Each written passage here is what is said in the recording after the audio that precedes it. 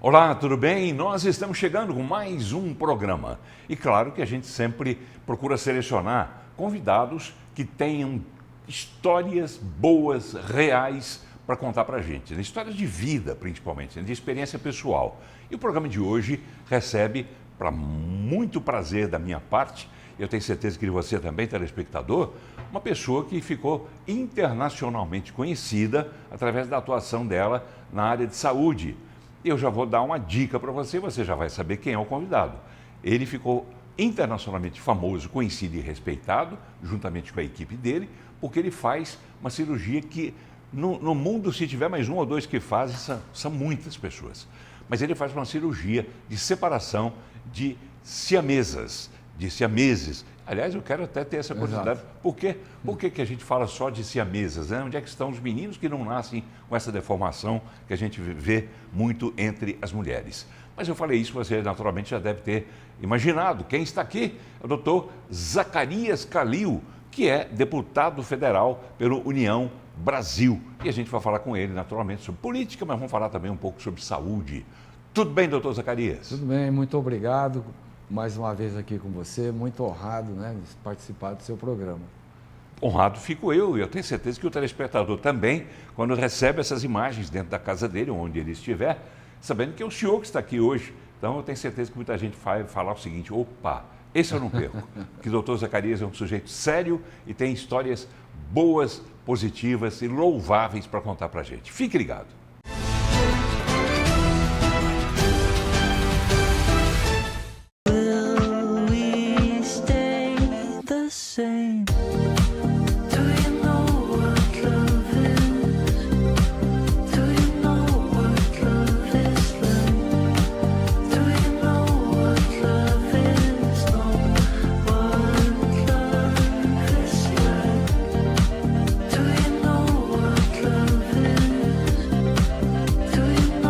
Núcleo Odonto, transformando sorrisos há 49 anos.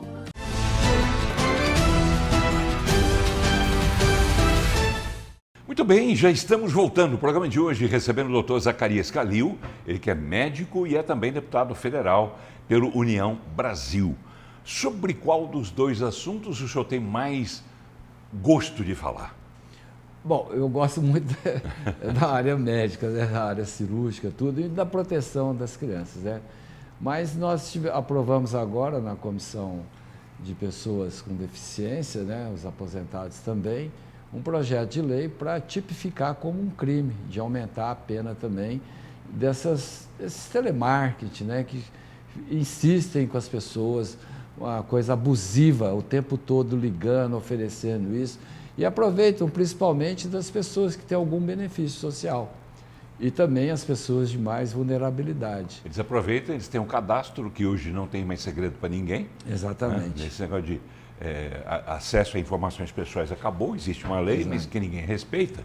Então eles sabem se a pessoa é aposentada e aí vem com as propostas de consignado, de não sei o que mais. O que o senhor está querendo fazer e por que especificamente para esse público?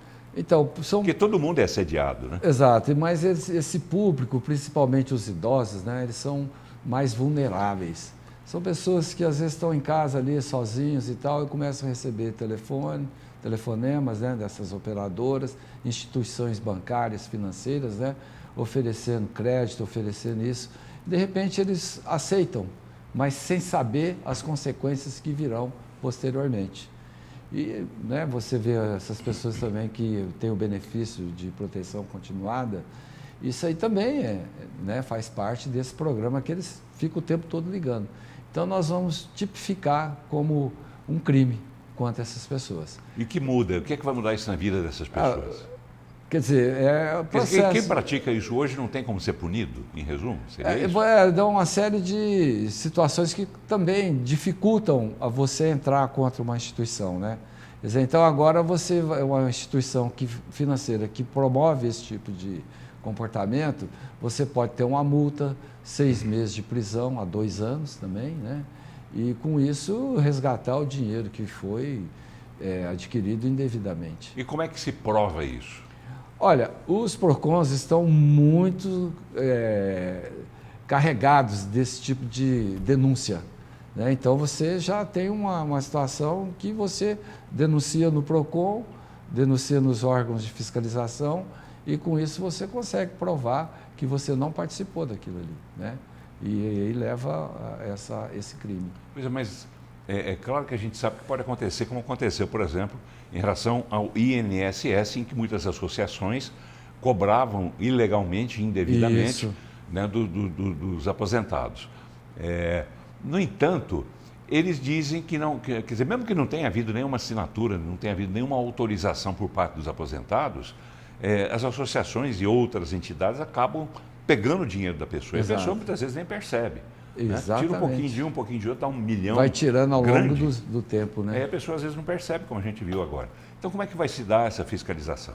Então, a partir do momento que você denuncia e não assinou, não tem nenhum termo ali que você se comprometeu a fazer esse desconto, já é uma prova. Mas o aposentado, quando ele recebe um telefonema desse, quando ele diz, tá bom, vou fazer, isso já não é uma prova que fica gravada lá contra ele? Então, mas ele não tem, assim, naquele momento, discernimento dessa situação. Ele é enganado, né? Então, assim, pô, mas será que eu fiz isso? Por que eu fiz? De repente, ele começa a descontar, né, na folha dele. E, quer dizer, não seria uma prova. O que a gente está questionando é aquela insistência, aquele abuso de você ficar o tempo todo assediando a pessoa. Na realidade é isso. E como é que se prova isso? Vários telefonemas. Se você pegar aqui, ó, meu celular agora, você vai ver que tem mais de 30 chamadas de vários telemarketing me oferecendo desconto do INSS. O senhor recebe isso também? Recebo. Inclusive tem um programa aqui que chama Truecaller. Você bloqueia, né, você põe o programa no seu celular, quando a pessoa liga, você já sabe, está escrito Brasil. Aí vem de outro estado. Vem lá, a operadora chama, a identificação que aparece é Brasil. Aí eu já sei, já nem atendo, já bloqueio. Mas tem algumas chamadas que já estão registradas, por exemplo, na Anatel, alguma coisa assim, que você já ligou, cai a ligação. Então tem além disso, número inexistente, uma série de coisas. Exato. Além disso, Paulo, essas pessoas têm que serem treinadas. Esse telemarketing, ele não pode ficar ligando o tempo todo. Você tem que ter uma condução, nesse caso, de orientação para que não façam essa repetição. Doutor Zacarias, com todo respeito, mas vai adiantar orientar esse pessoal? Eles não têm limites. Não tem, porque eles têm meta a cumprir, né? Então, ó, você vai ser contratado para trabalhar aqui, mas você vai ter meta. Mas a partir do momento que você prova que está sendo assediado, através dos próprios números e tudo, né, com os órgãos de defesa do consumidor, tudo isso favorece a você provar que você está sendo assediado indevidamente, constrangido, causando desconforto. Já pensou numa pessoa aí que tem o BPC? Ele, às vezes, ele... Né, BPC é bom explicar para quem eventualmente não saiba. O benefício de prestação continuada, ele tem alguma deficiência. Que é o LOAS, né? Exatamente. Que é não é exatamente uma aposentadoria, mas é um benefício que a pessoa recebe em determinadas situações. Então, ele tem não tem aquele grau de discernimento em relação ao que é normal ou não. Aí você liga, a pessoa conversa, né, sabe? Não, agora eu não quero. Passa 10 minutos, liga de novo. Insiste. Isso é assédio, né? Vai durante todo esse período até um ponto... então me explica aqui, como é que é? Te chamo pelo nome, com boa educação, a pessoa se sente assim, isso aí parece que é bom, né? Então vamos aceitar. É bom para outros que estão provocando esse tipo de comportamento, né? Então não é você falar assim, olha, eu vou limitar o crédito. Não, não é isso. É o assédio, né? A insistência, é o abuso, o constrangimento e o desconforto que causa na pessoa. Tá bem. É um projeto. Ainda está na fase de um projeto. Qual é o caminhar dele? Ele vai agora para a comissão de... Já foi aprovado na comissão de pessoas idosas com deficiência. Ele vai agora para a CCJ, Constituição e Justiça, e vai para a cidadania, né? Junto assim... tem os direitos também da pessoa idosa, da comissão. Eu faço parte, eu sou titular da comissão das pessoas idosas, né? Eu falo da criança e também do idoso, né? Eu fico nos dois extremos. Aí ele vai para a comissão da pessoa idosa, ele vai para a comissão da CCJ, né? Constituição e Justiça e Cidadania. E aí aprovou, vai para o plenário. Aí a gente pode pedir algum regime também de urgência, né? Que não precisa passar por outros lugares, né? Não, vai direto para se aprovou na Câmara, vai para o Senado. Eu acho que tem que ter uma certa urgência nisso, né? Porque o tanto de denúncia aí, você vê os aposentados aí sofrendo muito com isso, né? Tá, mas e por que beneficiar só aposentados, idosos e pessoas com deficiência? Então, e o restante da população? Mas esse é o público-alvo, entendeu? É o público-alvo, né? Porque é onde tem mais reclamações nos órgãos de defesa do consumidor. Tá bem. É assim que a gente age, porque ele foi aprovado na comissão de pessoas idosas, né? E tem o BPC. Tá bem. A expectativa que o senhor tem, naturalmente, é de que ele seja aprovado finalmente e seja colocado em prática. Isso Exato. Como ele já foi aprovado na comissão, esse é um passo muito importante. Então, não foi pedido de vista, nem de arquivamento, né, de retirada de pauta, nada disso. E foi muito bem elogiado. E, além do mais, isso aí deu uma mídia nacional muito grande. É porque alcança uma população bastante grande. O senhor acredita que alcança quantas pessoas no geral? Olha, hoje o Brasil é um país que estão envelhecendo, né?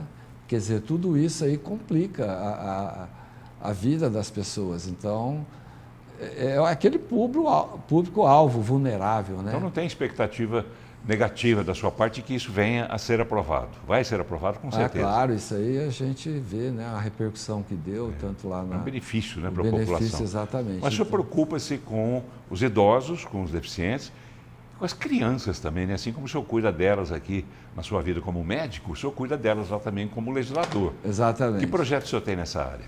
Olha, inclusive, Paulo, eu sou membro da comissão titular da saúde da Câmara, sou presidente da Frente Parlamentar Mista da Saúde, sou presidente da Frente Parlamentar Mista da Primeira Infância, são duas frentes fortes, faço parte também da Frente Parlamentar da Medicina e coordenador da Saúde da Frente Parlamentar do Empreendedorismo. Quer dizer, então, eu sou assim, graças a Deus eu me tornei uma referência lá na Câmara, né, em relação à saúde, principalmente das crianças, que é o nosso público assim que a gente tem que defender, principalmente na primeira infância. E agora com esse projeto da adultização, né, nós tivemos mais ainda projetos para que você proíba esse tipo de coreografia. Assim, uma criança que é utilizada de uma maneira de monetizar, de ganhar recurso, através de agentes, dos pais, né, que a gente vê aí na internet. Então, esse projeto de lei 3840 de 2025, é um projeto meu, né? E ele tipifica o crime de adultização digital de crianças e adolescentes. Tem a ver com essa onda, né, que se deflagrou a partir daquelas denúncias do influenciador, o Felca, tem a ver com isso? Porque agora já foi aprovado, inclusive, também a toque de caixa por conta dessa denúncia. Foi a urgência. Foi aprovado um outro projeto baseado nisso, né, nesse episódio de exploração da imagem de crianças. Principalmente, tem a ver com isso? Ou em que ele é diferente para melhor? Não, ele é praticamente a mesma coisa, assim, mas são 3 projetos que eu apresentei. Inclusive, esse texto inclui coreografias, né, aquelas falas, encenações com conotação sexual, destaque de partes íntimas, né, estímulo à erotização precoce. Isso aí nós colocamos uma multa de uma reclusão de 3 a 6 anos, mais a multa que vai ser definida pelo Poder Executivo. Agora, eu estava fazendo uma pesquisa, Paulo, e interessante, eu vou até mostrar aqui para você, que essa monetização, ela inclui principalmente pessoas ligadas à família. Então, veja bem, Larissa Manoela no Brasil, em 2023, os seus pais controlavam rigidamente suas finanças e aí impediam de acessar o dinheiro. Larissa Manoela, que é aquela atriz, né? Exatamente. SBT, né? e Então, agora exato. tá na Globo. Essa aí virou a criação da chamada Lei Larissa Manoela, que visa proteger o patrimônio de artistas mirins. Depois tem a Britney Spears nos Estados Unidos, foi a mesma coisa. Aquele Macaulay Culkin, aquele que fez o Esqueceram de Mim. O pai obrigou ele a fazer, acho que de 8 filmes. Né? E ele não tinha acesso àquilo ali, e com muita dificuldade ele conseguiu, na adolescência, recuperar tudo aquilo ali. A Beyoncé, mesma coisa. Quer dizer, então, assim, eles são explorados. Então, nesse projeto também, esse 3841, você tem que ter uma pessoa que... Você vai apresentar um programa de televisão, você vai receber por isso? Vai ter um contrato? Como é que vai ser esse pagamento? Vocês estão utilizando a criança para esse tipo de atividade, né? Quer dizer, então, tudo isso aí favorece, né, essas dificuldades tremendas que têm consequências financeiras, inclusive, né, a longo prazo para ela. Tá, né? Então, o senhor propõe, então, em resumo, objetivamente, o quê? Você ter uma pena de reclusão. Sim, mas primeiro, tem um casal, pai e mãe tem um filho que vai ser utilizado, por exemplo, como um ator mirim. Ele é obrigado a cobrir algumas exigências? Como é que é isso? Exatamente, vai ter que ter um contrato, né? Agora, exato. Se, por exemplo, você tiver conotação sexual, que muitos aí, que o Felca mesmo falou sobre isso, né? Que derrubou todo esse projeto, que aqueles 2 influencers, acho que da Paraíba, né? Faziam isso tudo. Quer dizer, então é cadeia. O Ítalo e o marido dele. Exatamente, isso aí é cadeia, né? Então, você não tem nem... É sumário, né? Por assim dizer.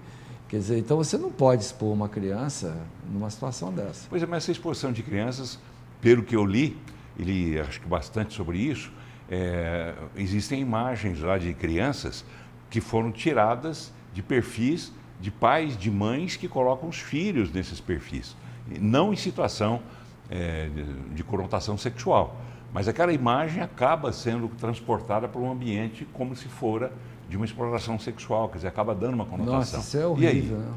Olha, isso aí é processo, né? O senhor pensou nisso? Como é que o senhor separa a responsabilização, por exemplo, dos pais? Sim, eles vão ser responsabilizados, né? Então, denunciados, responsabilizados e pagar a multa e, se for o caso, até prisão. Porque, assim como a questão do assédio bancário, essa questão também de você vulgarizar a sua vida pessoal, você coloca tudo, né? No Instagram, no Facebook, nas redes sociais, isso tem que ter um limite também. Exato, né? Por isso que o Hugo Mota, né, o presidente, ele levou isso em caráter de urgência, foi aprovado simbolicamente, foi geral, né, assim, uma conotação dentro da Câmara que todo mundo aprovou, suprapartidário.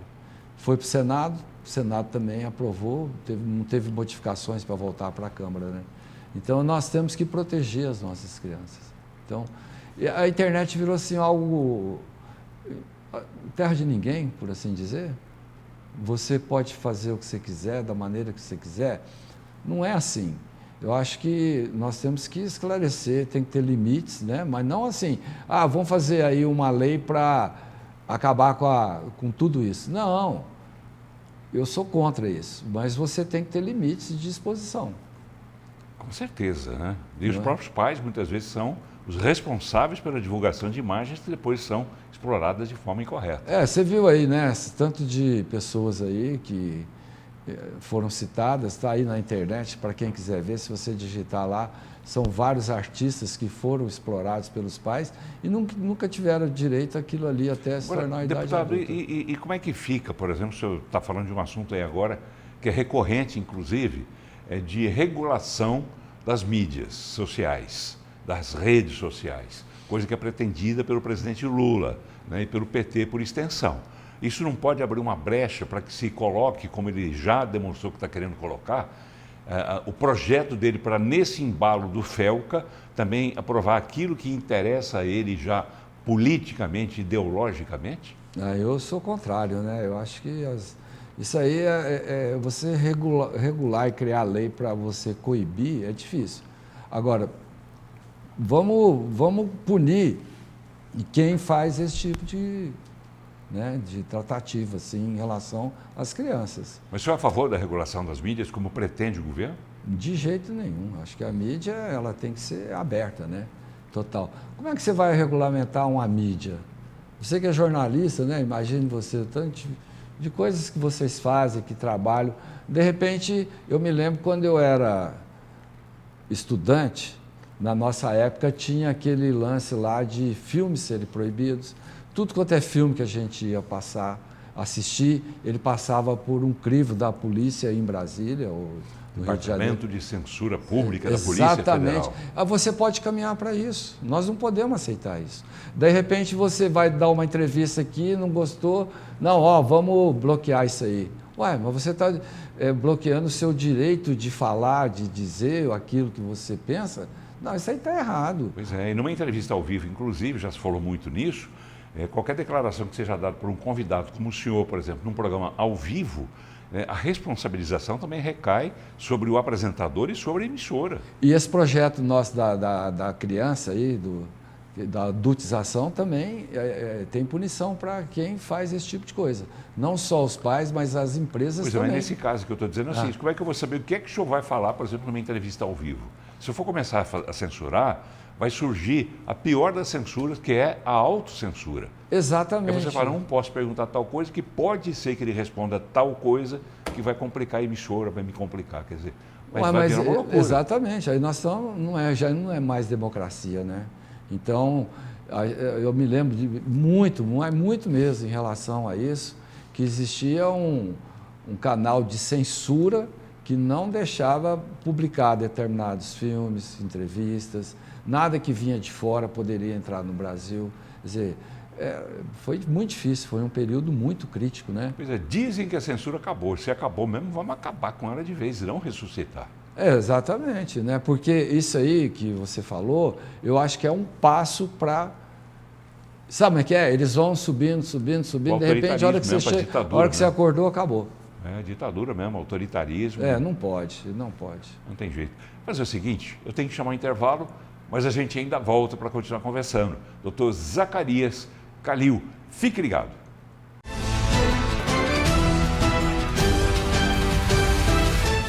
Will we stay the same? Do you know what love is? Do you know what love is like? Do you know what love is? Know what love is like? Do you know what love is? Do you know? Núcleo Odonto, transformando sorrisos há 49 anos.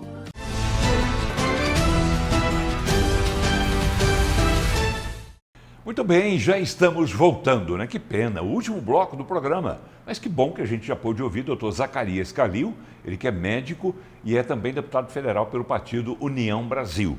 Dá tempo ainda de a gente ouvir mais 5 minutinhos sobre outro projeto que o senhor tem, que eu acho interessantíssimo, porque trata de agressão contra profissionais da saúde e também da educação. O que é esse projeto, deputado? Exatamente, né? Você tipificar penas de crimes praticados contra esses profissionais.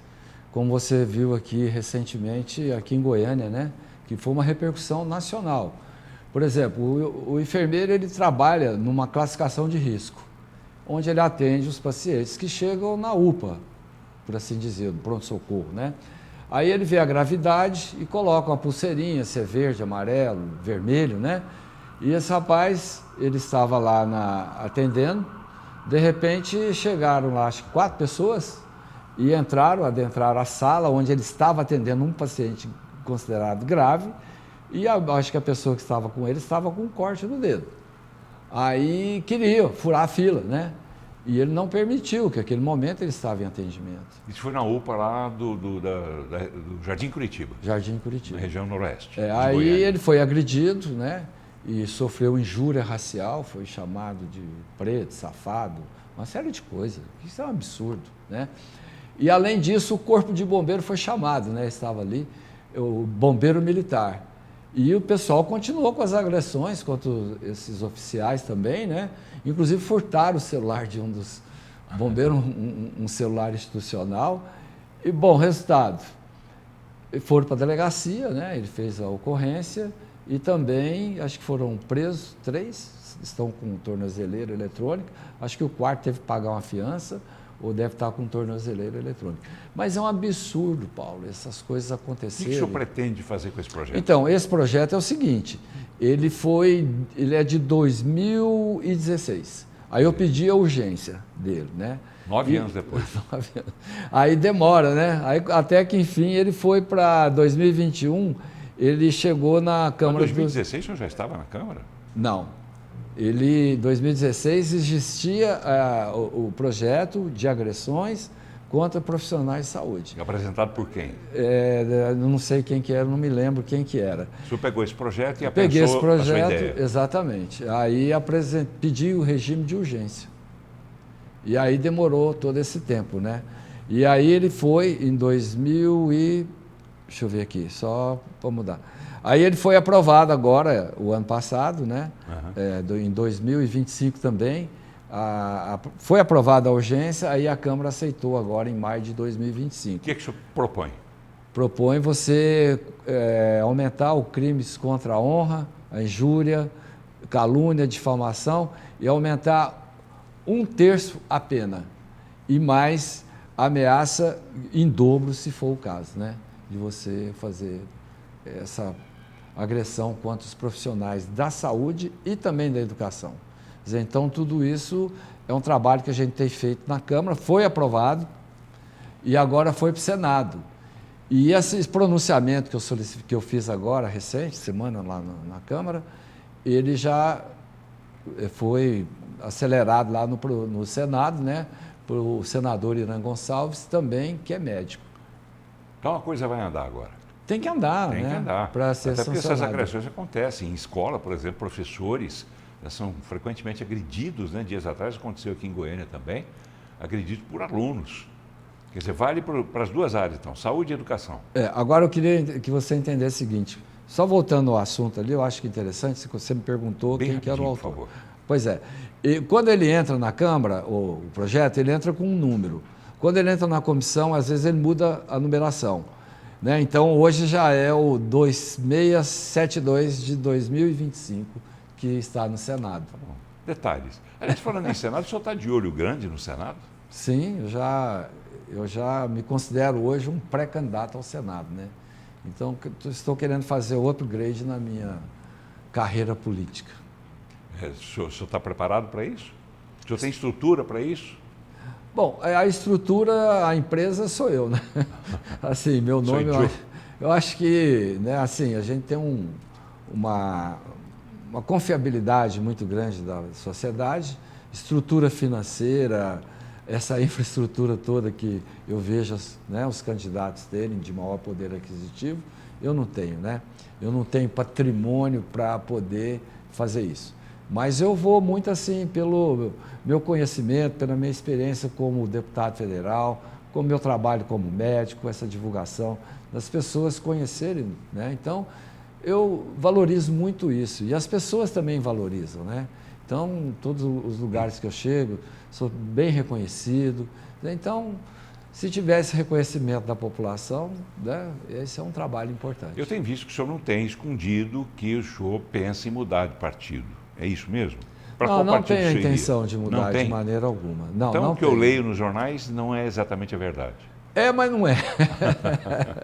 Por exemplo, eu estou me viabilizando, né? Conversando também com outros partidos. Agora, se eu não tiver o espaço do meu partido, eu vou ter que procurar outro partido, que é natural, né? A gente tem um foco na vida e se não der certo aqui, fechou uma porta, abre outra porta ali. Diz aí que eu já tenho conversado e tenho tido, assim, uma boa recepção. Tá bem. Boa sorte para o senhor. Muito obrigado. Obrigado por ter vindo. Prazer sempre recebê-lo. Estarei sempre às ordens e um abraço a todos aí. Muito obrigado pela entrevista, da gente estar junto mais uma vez. Só lembrando que eu conheço o Paulo desde a primeira cirurgia de separação de siameses, em 1999. Verdade. Larissa Lohane. Larissa Lohane. Então, foi um marco na nossa história, né?